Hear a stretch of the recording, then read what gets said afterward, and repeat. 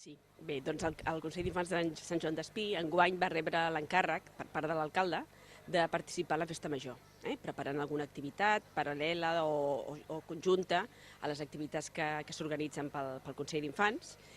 per la Festa Major infantil, no? I aleshores ells van decidir fer un pregó,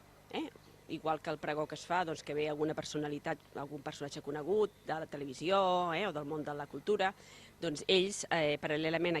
aquest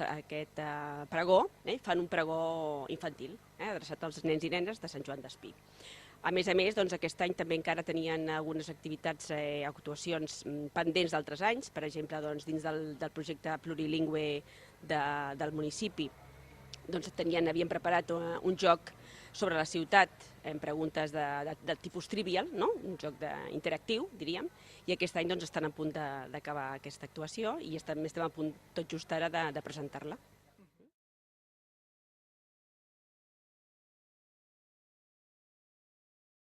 Això es presentarà ara a l'estiu, sobretot de cara a la ciutat, però a més en els casals d'estiu, que és on hi ha tots els infants del municipi que participen, els diferents casals municipals, esportius, de les AMPAs, també farem una presentació a cada casal d'estiu.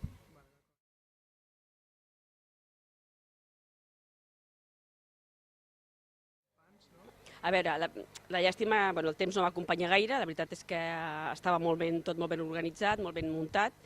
Hi havia fins i tot activitats paral·leles en cas de pluja, un pla B, que evidentment es va haver d'activar. Jo només vaig estar a la presentació que va fer el Jordi Plana de la Diputació i la veritat és que tothom estava, tots grans i petits, encantats de participar un any més en aquesta trobada de Consells d'Infants.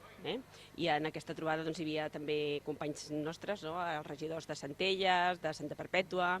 i la veritat és que els infants sí que va haver una participació, menys participació, però va ser a causa del mal temps, que malauradament no va acompanyar.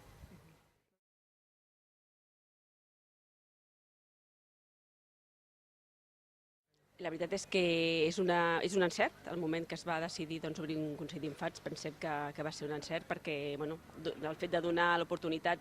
que els nens i nenes de Sant Joan participin de tot allò que s'està fent al municipi, que ells puguin aportar idees, perquè de fet al Consell d'Infants, el nostre, només hi ha 14 participants, però ells d'alguna manera són els representants dels altres nens i nenes, dels seus grups, de les seves classes, de 5è i de 6è,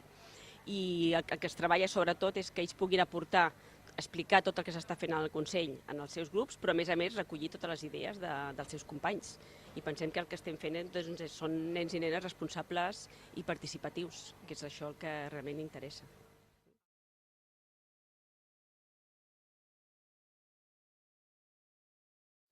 No, de moment encara no s'ha... Costa més que els adolescents participin, tot i que els nens i nenes quan arriben a la secundària també els sap greu haver d'abandonar el Consell d'Infants, però no. El que sí que tenim són corresponsals, que són joves dels instituts i de les escoles concertades, que d'alguna manera fan d'enllaç entre l'Ajuntament, diríem, tot el que es fa al municipi i els seus companys als instituts, això sí.